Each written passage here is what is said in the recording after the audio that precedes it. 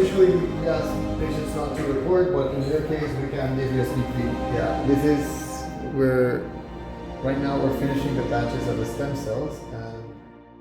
So, do you remember how, some 10, 15 years ago, there was some massive craze, hype about mesenchymal stem cells and how everyone that was paraplegic was going to walk again, and then all of a sudden it kind of all died down and nobody heard about it again? Well, Panama is still kind of a hotspot for stem cell treatment clinics, and so now we're going to see one of them.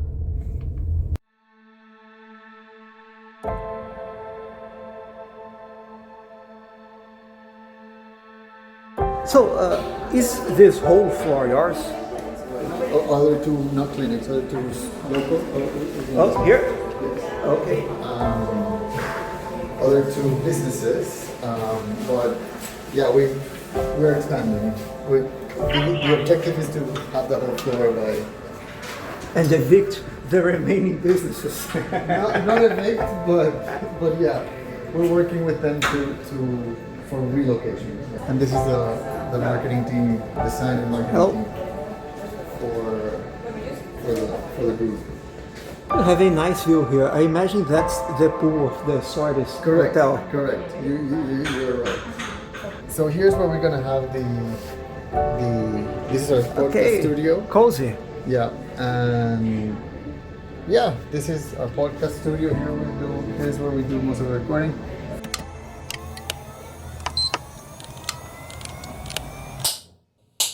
So here we have Dr. Javier. Do you want to present yourself and to talk about the clinic? Hi, I'm Dr. Javier Garrido. I'm the medical director of Regeneration Clinic at Panama. Now here we are with Dr. Jonathan. Jonathan is the scientific director here. You may recall your exact title better than me. Yeah, that pretty much is the same. I'm the chief scientific officer for the laboratory and also for the clinic. Well, thank you for having me here. We'll get to see the clinic and talk about it. We want to show also Jacobo? I'm fine. No? I'm fine. Okay, Yeah. great. He'll walk with us as well. Okay. The more scientific part would be with Dr. Javier. Yes. Here you do mostly like the marketing and Yes, the correct. brand Correct. construction here. Yes, that's my role. Yes. Thank you for inviting me to your podcast studio. Like I said, this is going to feel weird because I'm interviewing you and you are in your studio. I'm here as the guest, yet I'm here hosting. But, well, do you want to start presenting yourself and telling something about the clinic and what is the Regeneration Clinic of Panama? So we're currently now at Regeneration Clinic of Panama. This is a stem cell-based clinic that has been open since 2018.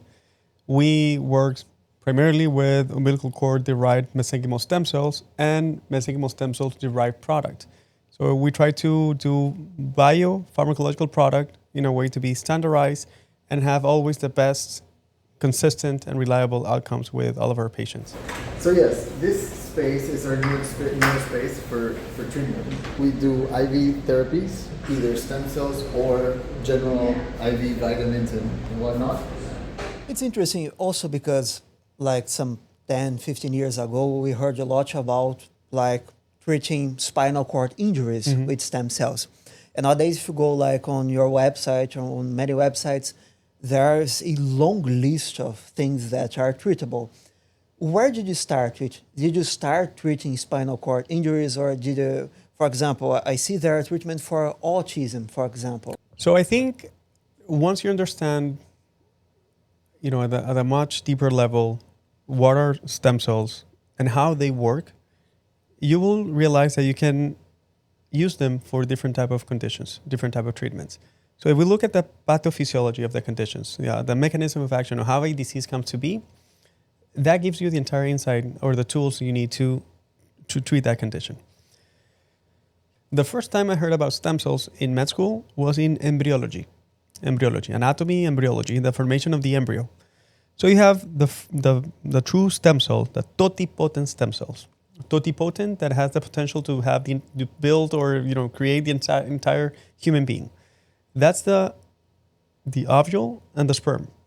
That first cell, that's the totipotent stem cells. Then as the embryo starts developing, the stem cells start specializing into subset of different products. So you have totipotent, then you go to pluripotent. They start every time more and more specialized, more differentiated into different type of tissues. Umbilical cord mesenchymal stem cells are pluripotent. Pluripotent, they have the potential to stimulate or differentiate into different type of cell lineage or different type of tissues. So the term mesenchyma, comes from connective tissue. The mesenchyma of the organs, the mesenchyma of everything, connective tissue. What is connective tissue? Everything that holds you together. Everything. So you have the skin, you have the blood vessels, you have the ligaments, you have the tendons, you have the bones, nerve, everything that holds you together. So these are stem cells that are known to stimulate or have all of the information, basically, either to grow or to repair different type of tissues. So depending on your tissue affected, you will understand if this type of stem cells can be helpful or not. There's a patient over here. This is how our IV room looks like, and we have here part of our complementary treatments is the EVO, for example. EVO is like a filtering system with ozone for oxygenating and cleaning For the blood. Yes, For the blood. Correct. Are you going to try to insert cells that can differentiate into the original cells of that tissue, or are you more interested in the cytokines and the regulatory influence of these new cells? Correct. That's a good question. So stem cells, when they're inside your body, they will not transform into your cells. That's not something that's going to happen. Some people previously thought that was the case. It's not the case. And even the first scientist that described stem cells, Dr. Kaplan, he later did an open letter. So, he wanted to change the name from mesenchymal stem cells to medicinal signaling cells, because that's how they work. They signal your own tissue, your own cells, to stimulate a specific response. So once you inject stem cells, and again, the joints are impossible to heal by themselves for the plain reason that they lack blood supply. The cartilage, the ligament, the disc, the meniscus, all of them, they don't get blood supply. If you don't get blood supply, you don't get the growth factors you need to repair. For example, if I have a cut in my finger, it bleeds a lot, but within a couple of days, it healed. So once we inject stem cells into a joint, usually for the first time ever, that joint gets all of the growth factor it actually needs, or all of the signals it actually needs to signal a response, a growth or a repair mechanism. You don't do anything that's autologous. You never take any cells from the patient to inject them in another place, for example. All your stem cells are collected from umbilical cords. Correct. So that's the expectation. You don't expect the cells to differentiate into anything. You're using them for their regulatory potential, for the cytokines, for, vascular endothelial growth factor, factors, whatever they are going to produce. You are using them as cells, but it's almost like you are injecting substances, just like someone injects, for example, a corticosteroid. Correct. To have a local effect. You are injecting the cells, anticipating what they are going to produce. Correct.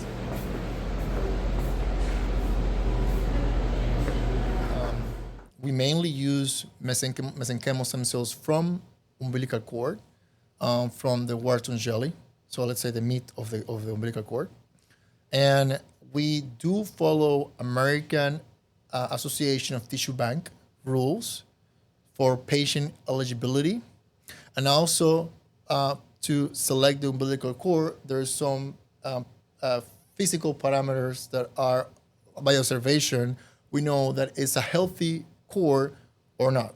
So, we basically do all that testing, observation, and we pick the umbilical cord. We also have a secondary testing that is genetic, and it's not to know the genetic of the donor. It's more to understand the genetics of the stem cell, that it will make the stem cell more potent. Let's put it that way. This is more IP of the company. We do a genetic testing, and also we evaluate grow conditions. We evaluate the characterization of characteristic of the stem cells molecularly, and that's how we pick the stem cell. But primarily, the main thing, if don't pass, it will be safety. If there is an infectious disease, even though the umbilical cord is the best, it will be discarded. Yes, infectious diseases are like no goals for any kind of transplant whatsoever. No, exactly. But do you like get the umbilical cords from hospitals? How does that part work? Yeah. So in Panama, we do work with gynecologists, and we train them. We train them how to explain to the donors about why to donate, and also they do fill out an eligibility questionnaire. They release the umbilical cord. So, and then the doctor do the collection. We give them a tissue collection kit.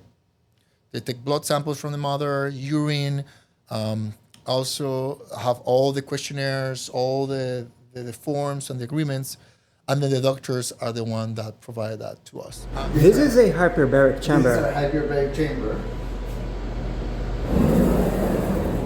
You can come in and see. It's a two-seater. Yes.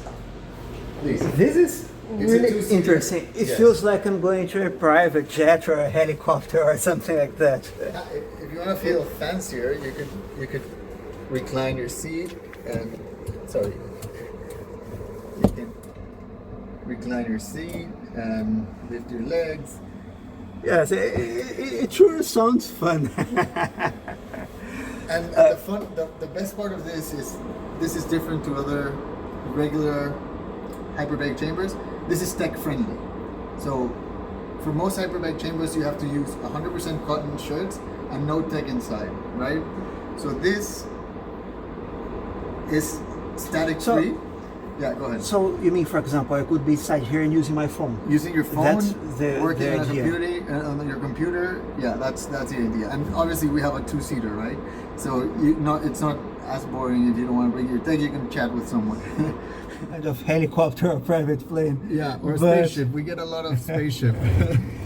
But so you mentioned it's a two-seater. So my first question here is it common for two patients to do it at the same time? What's the advantage? Not to patients, but the patient can come accompanied, right? Usually, our treatments are completely personalized. So each patient is going to be in their own treatment. Sometimes people travel with their wives for treatment or their husbands for treatment, and they're invited to participate in the hyperbaric chamber treatment. So it's mostly couples or whoever accompanies the patient. We have a lot of patients with autism, so they're usually minors. Oh, sure. So they are accompanied by their parents inside of the hyperbaric chamber. So yeah, it's a two-seater. Yeah. And is it completely safe for the other person? I mean, assuming, of course, that they don't have like tympanic damage or anything like that. Correct. If, But they're not congested and they don't have any ear issues or active ear infections, it's completely safe. It's fully beneficial. Hyperbaric chambers is one of the best therapies for regenerative and longevity therapies. So anybody who's got access to having hyperbaric chamber is highly recommended. That's an interesting point. Perhaps we should raise it later during the interview. Yes. But I'm very aware of like the conventional medical indications for hyperbaric chamber, which is like, for example, wounds difficult to close and this sort of things. But like from the regenerative point, I'm not that familiar with it. So it's basically the same benefits, right? With stem cells, what this is going to do, because basically what it's going to do, it's going to oxygenate your system. So we have, there was a Yes. a face mask. There's a mask here. So how it goes is you sit with the face mask and you receive 100% oxygen with the mask, and the ambience or the environment within the chamber goes up to 40% oxygen. So outside we're usually at 21% oxygen. So this is going to go up to 40% oxygen, and you're going to breathe in 100% oxygen. So what's going to happen, we're going to go up to 2 atmospheres, and that's going to push the blood flow. So the same benefits as the closing the wound is going to help us push the cells that are in your blood to further places to travel more, and the de-inflammation benefits from the hyperbaric chamber, from this increased blood flow, high pressure, and everything else. Yeah. And you mentioned like the cell phone or the computer. How long is a typical treatment here? How many hours? So usually we do 60 minutes, but you can go up to 90 minutes or just as... It's pretty short. Yeah. It's pretty short. Yeah. It's a few days ago, like late last week, I was working here for like after hours. I had to stay late, and I was working here like for an hour. But you came for fun. I came, yes, because it's also it could be used also as preventive medicine, as preventive therapy. Yeah, not for fun, but I've been back to training recently, and muscle pain and and joint pain, and yeah, when you get to a certain age, pain starts coming when you start training. Kind of like a elaborate version of the cupping therapy people do after sports. Could be seen that way, and many athletes also use it for recovery. So that's part of what we offer here as well.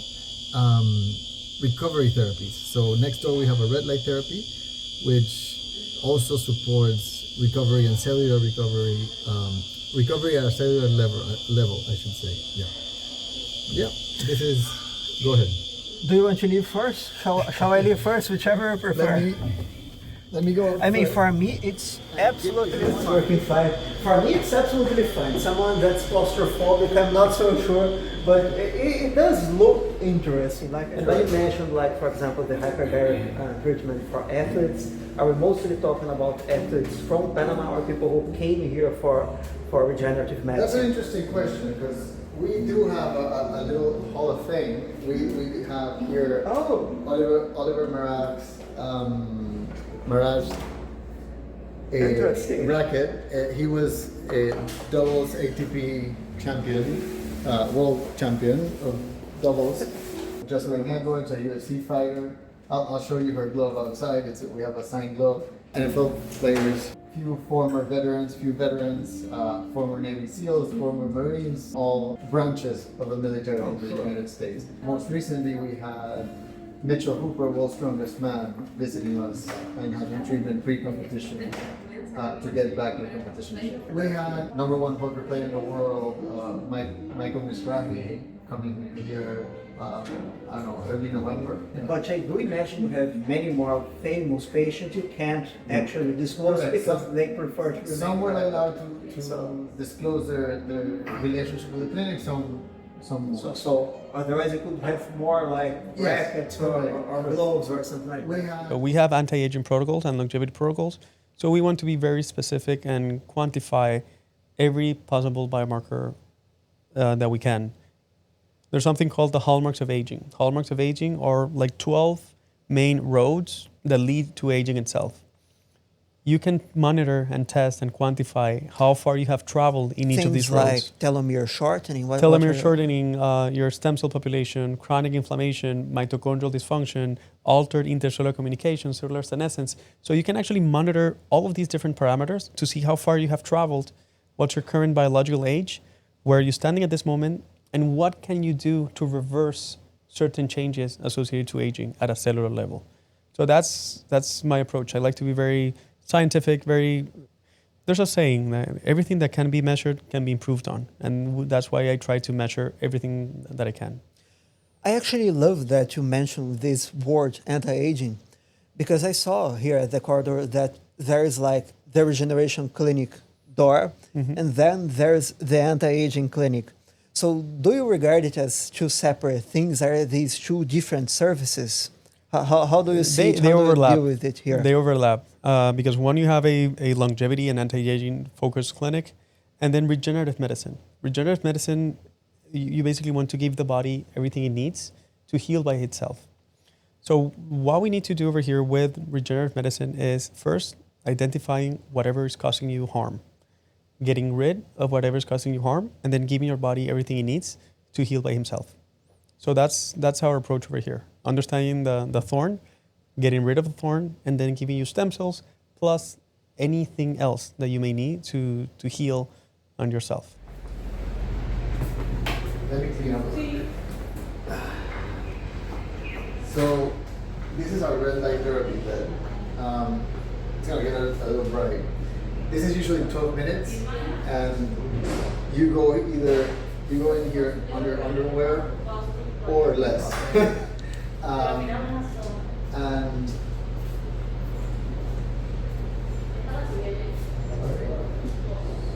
this gonna get very bright. Okay. Should I cover my eyes? I'm just turning it on for a little bit. Okay.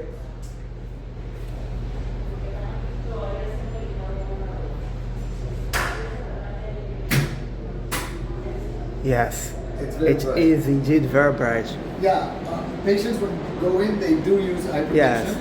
But basically, you lay down there and You sit here. you lie there exactly. Okay.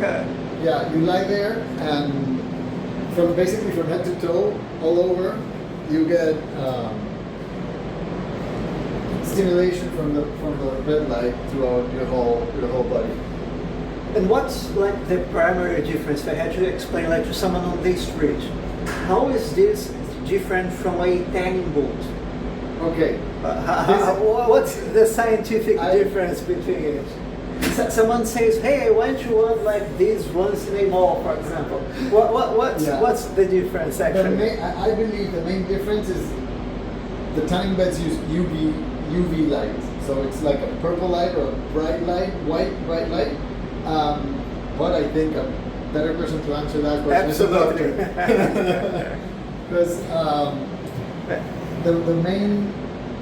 the main difference, as far as my understanding comes, red light stimulates recovery, regeneration, stimulates the cells to heal or to move faster, right? Energizes them.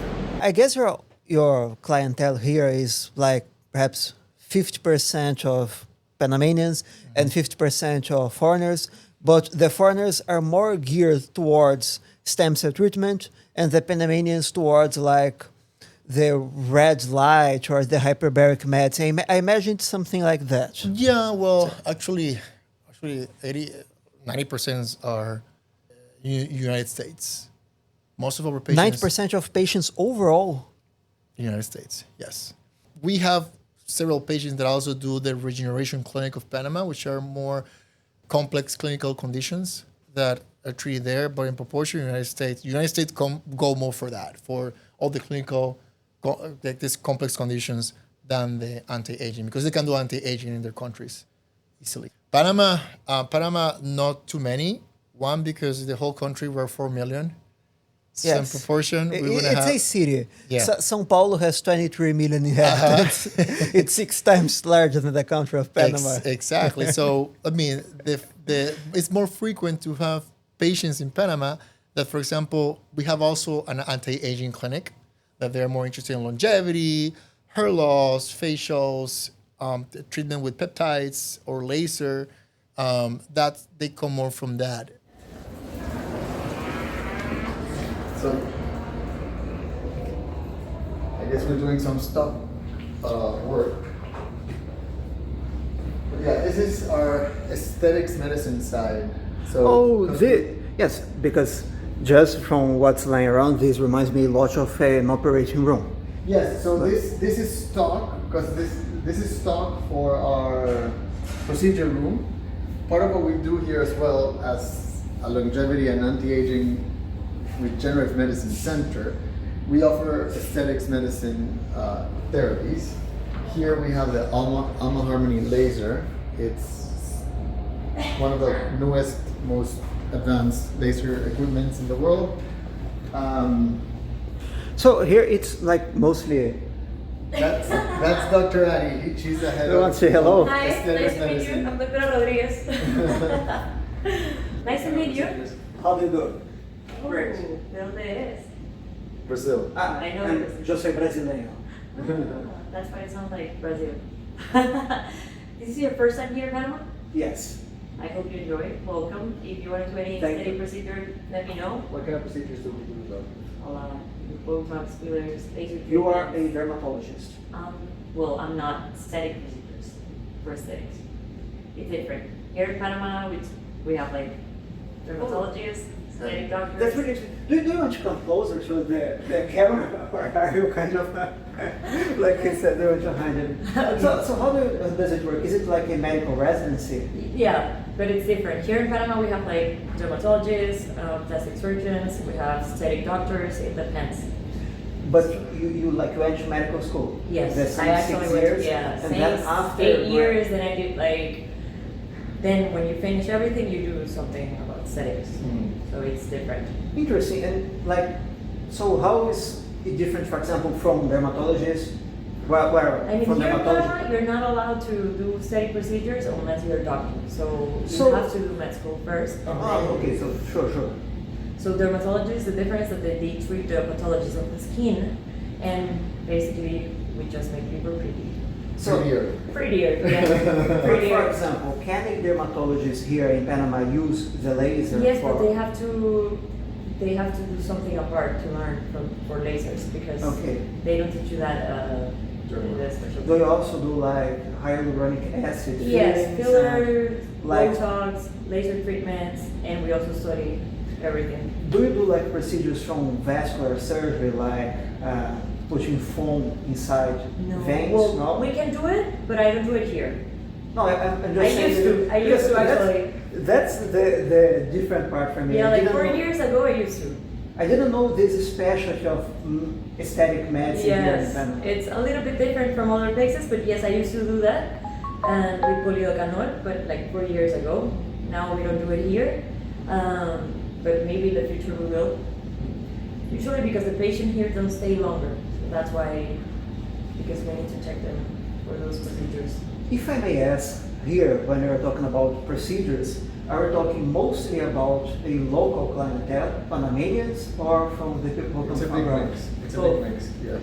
We have both. Because many of the patients, so we have a local clientele, and many of the patients, you can imagine, we discussed that many patients come accompanied, right? And many patients come for anti-aging purposes. So once they're here and they find out we have this They're like, oh, aesthetic yes, medicine department, they're like, okay, I want laser, I want reverso, I want I want that skin. I find it easy to believe because, well, originally I wanted to go into general surgery, but I never actually did residency, so I won't speak about any experience on that. But while I was at the hospital as a medical student, as an intern, I did see a lot of patients, and this sort of thing was really common. For example, for the patient to come, what's your problem here? Oh, I have dyspnea. I'm here because I have shortness of breath. Okay, and by the way, I also have this wound in my leg that has been here. Could you take a look at this? It's crazy. Often the patient comes for something urgent and also wants to use the time Yes, to treat something exactly. else. Just And like that's, that. and that's, yeah, that's, as I told you before, we want to focus on regenerating our patients from the inside out on a personalized basis. So personalized one-to-one. And Understand? I forgot to tell you, we also do like hair treatment. So maybe in the future we'll be doing What some other reminded you of the treatments. hair treatment? Like, But I don't know. I was like just thinking. like autologous transplant of hair. No, not hair transplant. Not hair transplant, but with stem cells. Yeah, hair restoration. That's something I'm not Maybe in familiar the with. future we can work on transplant. Yeah. But we need time for that. You can It's 8 hours. definitely discuss this with Dr. Javier during the interview. Yeah. Absolutely. Yeah. So thank you, doctor. You're welcome. Great meeting you. Yeah, likewise. Because I saw, for example, that you have expanded into the area of aesthetic medicine. So you're doing many aesthetic procedures. Do you believe there's like a way to grow the clinic to see more patients of stem cell? Do you see it as currently advancing? Or do you intend to branch off into other areas as well and grow into like the more conventional areas of medicine? How do you see the future? Growing the number of patients of stem cell you treat, or actually growing the clinic into more something like a hospital, a small hospital? Claro. I would say more into innovative products. Stem cells are great. It's in the forefront on research, but there's also more data, more options that you can offer the patients. NK cells, natural killer cells. You can have gene editing. So it's still something not done in humans, but it's something that we need to study if we want to offer more or add more value to our patients, more value to our patients in the future, for particularly fighting cancer and any type of genetic diseases. So that's part of our research and development efforts. It's going towards there, and just continue finding more personalized ways that we can have a stem cell personalized specifically for you and your treatment. Regarding the traditional views, you have, the four main causes of death worldwide. You have cardiovascular disease, cancer, neurodegenerative, and you have metabolic, like diabetes or diabetic complications. Those are the four main causes of death, the ones most likely you and I are going to die from. All of these, as you mentioned, traditionally, one has been treated with the cardiologist, the other one with the oncologist, neurologist, endocrinologist. But all of them have a true root, the same root. All of these conditions are age-related conditions. All of them are associated with aging. As we age, the likelihood of having any of these conditions increases. So that's why if you focus first on understanding all of these main causes of death, understanding how they work, and you also have the foundations of aging itself, you can help mitigate either the incidence or the suffering from any of these conditions. So our focus at the clinic is treat patients individually, right? We are a regenerative clinic that focuses on stem cell therapies. But more than focusing on stem cell therapies, we're going to focus on each patient individually. We treat various conditions: neurodegenerative, autoimmune, autism, diabetes, orthopedic injuries, spinal injuries, autoimmune conditions like MS or ALS. And what we do is we do a series of specialized tests that are going to help us understand the condition at a patient level. So we do genetic testing, epigenetic testing. So genetics, every single one of us is going to have a different genetic profile. And here's where we have the other doctor's offices and other IV rooms. Apparently, so this is Dr. Garcia. This is, as you see, it's very similar. Sure. And this is where the patient would sit for a consultation. This is where the patient will receive the IV treatment either for therapeutic IVs or stem cell IV applications. Most of our applications with stem cells are either localized or IV. So the main one is IV because it's going to be a systemic. And for localized, we're talking about joints, we're talking about your spine, or we were talking about neurodegenerative conditions, we do a spinal tap. It's an intrathecal approach. They take from 45 minutes to an hour and a half, depending on the patient's tolerance to IV therapies. If it works, why isn't it being done elsewhere? For example, why don't we see it spreading and growing in other countries? In the United States, in Europe? I would say it's not being done in the United States, for example, because FDA currently considers mesenchymal stem cells, umbilical cord mesenchymal stem cells, a pharmacological product. Okay? So as any pharmacological product, you need to go through all 4 phases of clinical trials: 1, 2, 3, and 4.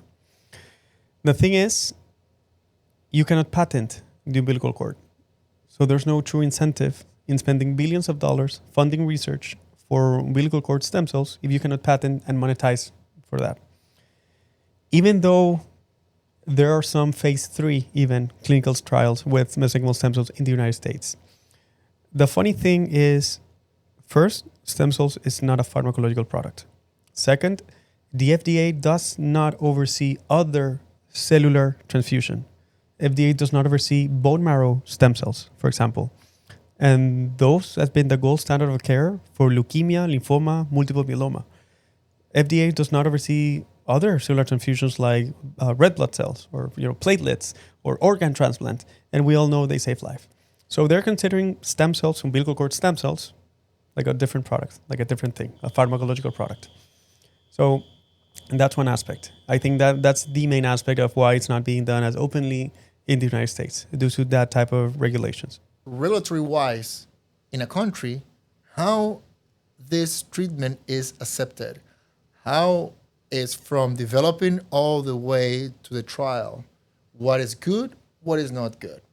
And that was my drive. That's why in industry, I was in charge on presenting investigation and new drugs to the FDA. So our products go through a regulatory pathway in the FDA. And let me tell you, it's very interesting, but it makes sense, but also it delays the bench side to the bedside. That gap, it's 8 to 10 years. And I've seen conditions that need to be treated as soon as possible. We're talking about Duchenne muscular dystrophy, for example, or ALS. Those are diseases that it just 5 years and the patient is gone. So I think if we know that it's safe, we need to push for that. We need to also advocate that the treatment is safe, that cellular therapies, as long as is as minimally manipulated as possible, is something that can be used. It's something that the whole industry took me to that path, and it's how I learned that. For example, in the United States, you have Johns Hopkins Stem Cell Institute or Johns Hopkins Regenerative Medicine. You have Harvard Stem Cell Institute. You have Duke University Stem Cell Institute. So even in the United States, they have major universities teaching about stem cells and teaching about regenerative medicine, but they're not allowed to do it over there. So the information is there. The data is there. You have over 150,000 published articles. So there's a lot of data regarding stem cells, effectiveness, safety, and tolerability. But for phase 4 clinical trials, those are the most expensive ones. Nowadays, if we're going to expand to other countries, I'm from Brazil, could you just open a clinic there? Is that even legal? Is it considered a reasonable practice in other countries? What's the regulatory environment or the ruling of stem cell, which right now in Brazil is not accepted yet? It's still showing trials, showing safety, and I mean that's the case in Brazil. Mexico, they do have a regulation on stem cells, and they have also some parameters that needs to be covered in order to receive stem cells from another country, which is safety, all the testing, safety testing, sterility testing, and even they require to have some potency and characterization tests in their certificate of analysis. So that's in Mexico. Colombia is very similar. It's not as tight. So it depends on on countries. Of course, United States, there is this big wall with FDA, and that's why we have patients from the United States here because they need this treatment. And sadly, in the United States, it's too expensive in the states that are open without having regulations, without being regulated by the FDA. So basically, the FDA say, okay, something happened to your patient, it's on you. No way of any lawsuit or anything. It's just, you're done. And they're too expensive because manufacturing in the United States under GMP, because even these states require GMP, we call the cells that be on a trial, clinical studies, all these things. One, to obtain the stem cells, it's more expensive, which means the treatment will be more expensive, and the amount of cells that are going to be used is going to be less compared to the stem cells that we are going to infuse here. So that's the thing with the United States. But yeah, it depends on every country. Not on us, it's the country.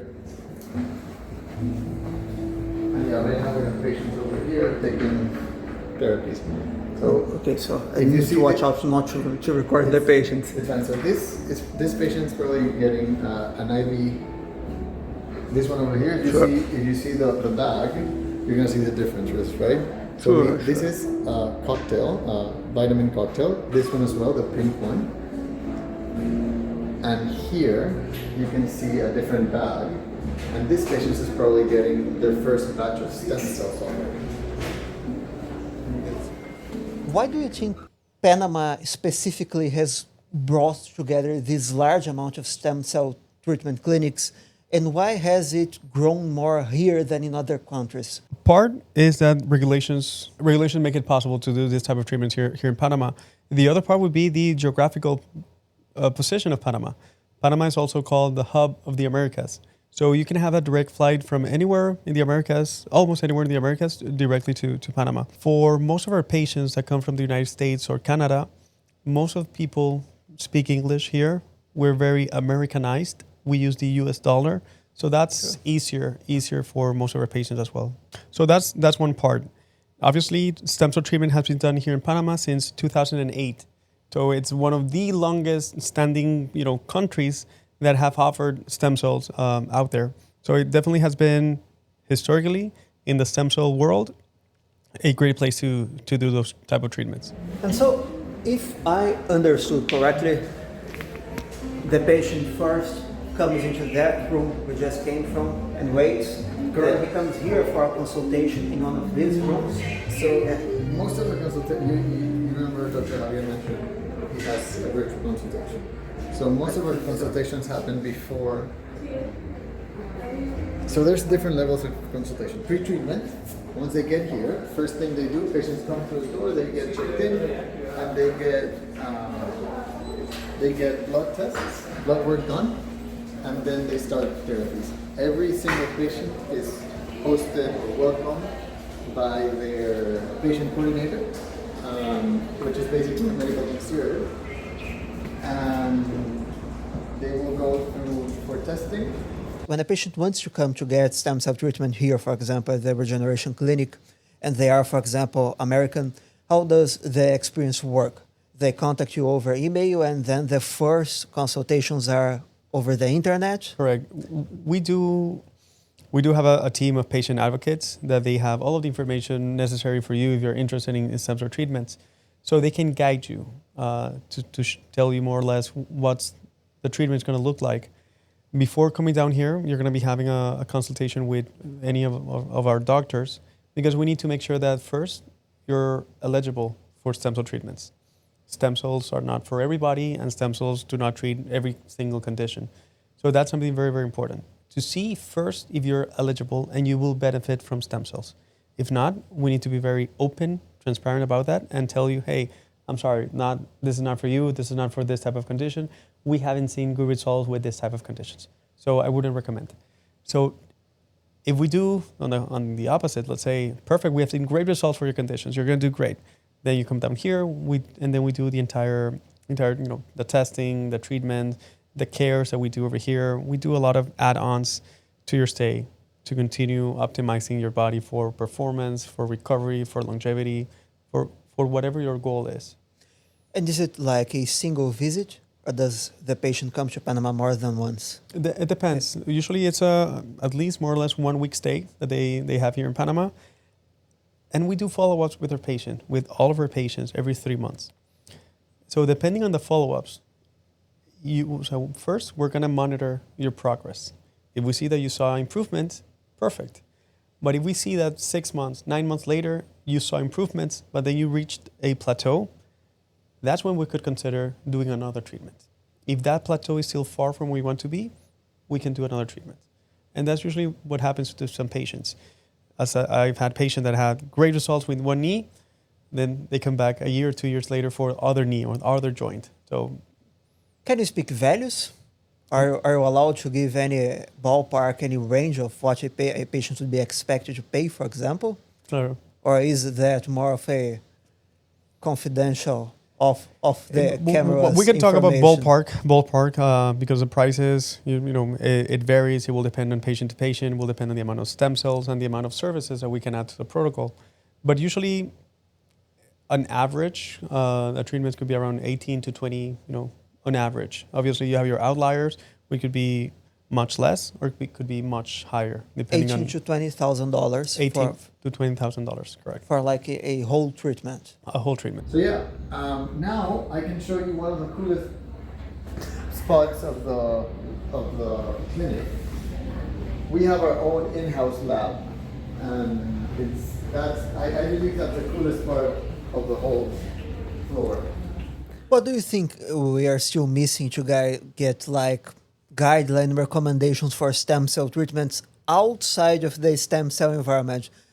What I mean, speaking for example about musculoskeletal disorders, how long do you think it will be, and what do you still need before like the American Orthopedic Society is going to put like somewhere in their guideline that if you have degenerative joint disease with these criteria, you should use mesenchymal stem cells? I think it's also a question for physicians, because if there is the data out there, if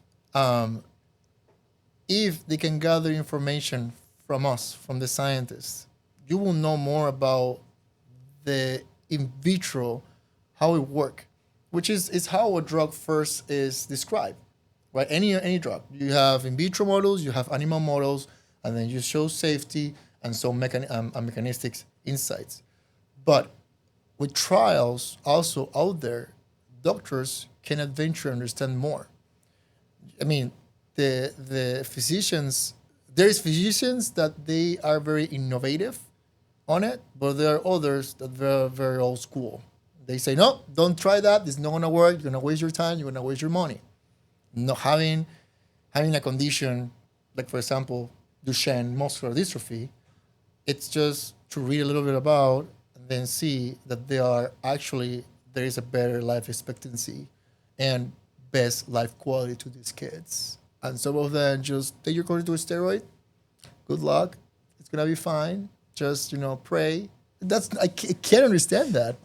It's just based on the success rate. Use it, offer it, and that's something that I think we need to push more.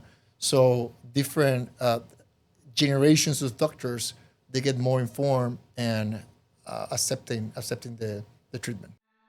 All the cells you produce are done here. Yes.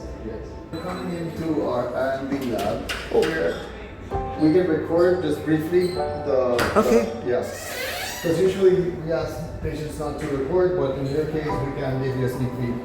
This is going to be... Here I am recording the please no photographs or videos sign. Yeah, this is our R&D section. This is going to be finished soon, so we're working on it. And hopefully we have... Yes.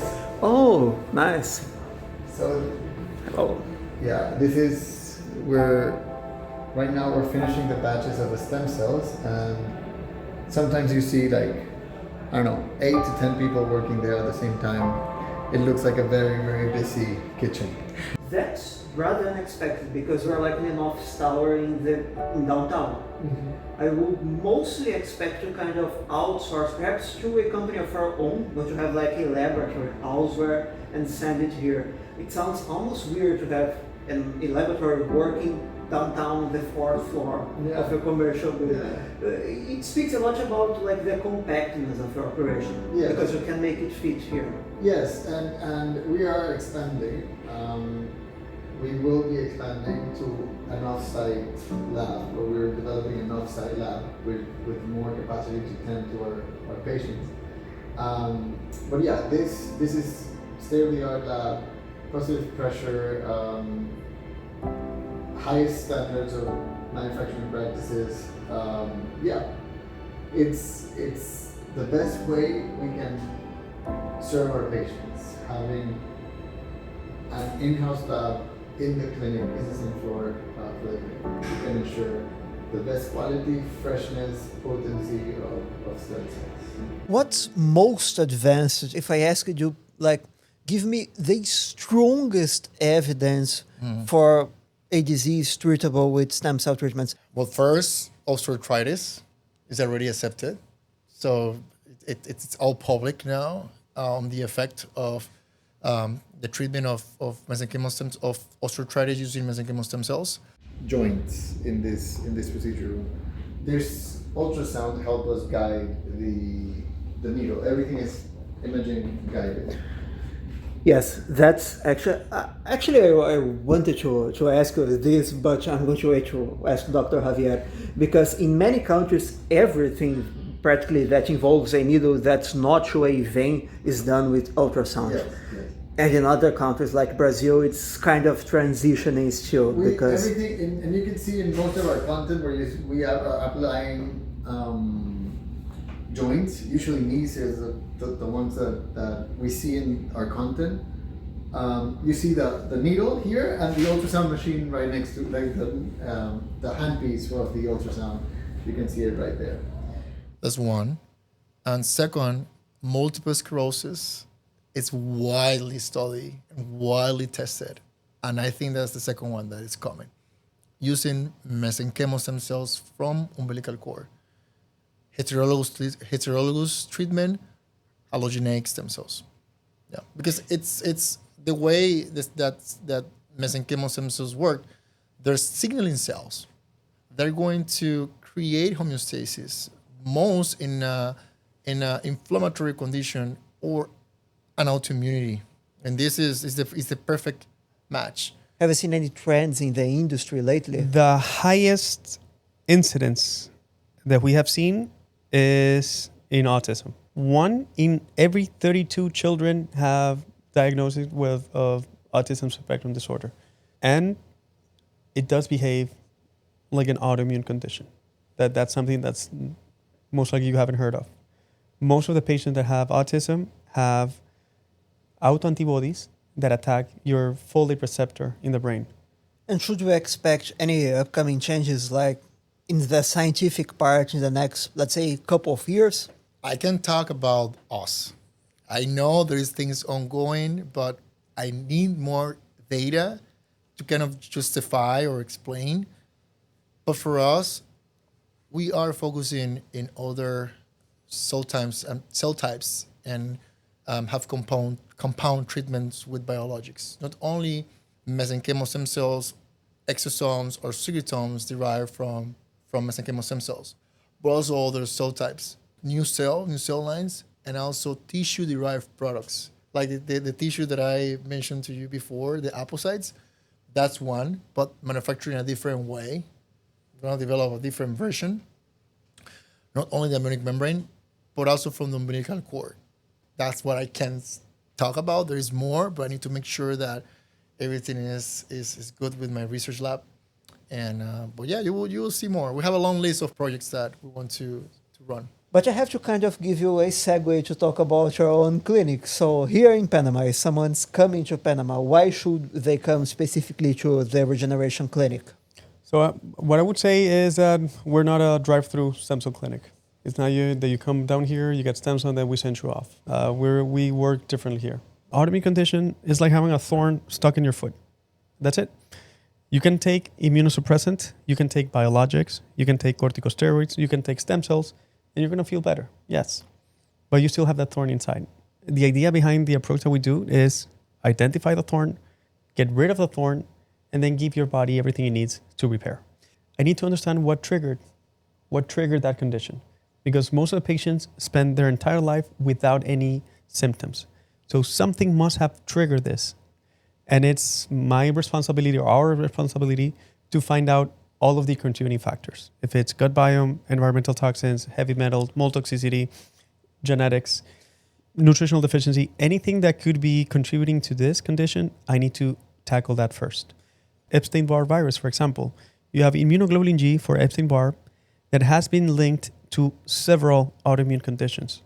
So if you have an autoimmune condition, let's say, but you have also Epstein-Barr virus, immunoglobulin G excessively high, I need to treat that first, because there's something called molecular mimicry, in which the antibody that attacks Epstein-Barr seems that the Epstein-Barr capsid, or the capsule, is very similar to your own tissues, some of your own tissues. Like rheumatic fever, for example. Like rheumatic fever. So Epstein-Barr virus has been very associated or correlated with MS, ALS. So it's something very similar to neurological tissues. So I do need to see as much as I can before just giving you stem cells. And it's all based on all the tests that we do, all of the effort that we put in finding out what was the triggering factor. What are all of the contributing factors to your specific disease, and what can we do to help you optimize or give you the best chances for success? For me, one of the most important things, or the most important thing, is the patient-reported outcome. That's more important than the treatment itself. Because if the patient is reporting you that, hey, my outcome was not good, then the treatment sucked. The treatment didn't work. So the patient-reported outcome is what is going to tell you if you're doing things right or not. So that's why we have a team of doctors exclusively in charge of doing the follow-ups every 3 months. And the follow-ups, it's not like, hey, how are you doing? No, it's doing assessment scales, international standardized assessment scales to put a score or a grade on your condition, whatever condition you may have. If it's something that we can have biomarkers, great. If not, we do the assessment scale. Then you have the database with the assessment scales, with all of the variety, the different outcomes. You have the outliers. That way you're able to, even with that information, you're able to understand why patients did extremely well and why some patients didn't do as well. So now you add more variables to your protocol. But sustained effect, that's something that I want to understand. If there is a repair or it delays progression of a disease, or it's sustained the improvement, and for how long. We have cases in which we know the success rate. We do measurements. We have questionnaire. We have a team that is specialized on getting the post-treatment follow-ups. And that's something that we also match with the line that we use in the laboratory. And that's so we can also improve our manufacturing and select lines that are more potent. Now I know, for example, that if you come only for one knee, I know that diabetic, metabolic syndrome, overweight or obese patients have poorer outcomes only for the knees. So even though you're coming down for one knee, I need to assess and deal the rest of the other conditions just to have better results. For us, the most important part is safety. Safety is always number one with our patients. So even though some people say that's not enough data, you just look umbilical cord stem cells, PubMed, you're going to find over 150,000 published articles from preclinical to clinical trials. And part of the approach that we do here in the clinic with ISO 9001 certification, being GMP compliant, making sure that all of the product that we produce and we have in our lab has the highest standards for quality and safety. So do your research, look for the clinics, how they produce their own stem cells, and what results have they had. And I think most importantly, don't go to a stem cell drive-through clinic. Message for all the doctors is that I live this. I've seen people getting better. Personally, I also have family that they have rare diseases like ALS, and I have an uncle that he's been alive for 10 years living with the disease, and thanks to stem cells, it's been prolonged his life and his quality of life. But that's one thing, to open and read and understand more about it, but also understand where the stem cells come from and where they are manufactured, and safety, certificate of analysis. Ask all the questions you need to ask to make sure that your patient is going to be safe. So that's the last thing. It's been a pleasure getting to know you and Likewise. see your clinic. Thank you for having me. After all, I am at your home, not the other way around. My pleasure. Placer. And for explaining and showing. Thank you for offering me your studio to record it. And most importantly, your time. Oh, thank you very much. It's a pleasure. And I hope to see you again someday. Perfect. Likewise. Thank you for having me and for explaining it to me. My pleasure. Thank you for having me. Vale. Gracias. De nada. So yeah, that's a tour. The Regeneration Clinic of Panama also gifted me with their own exclusive brand of chocolate, which is not sold, only given to clients and people who visit.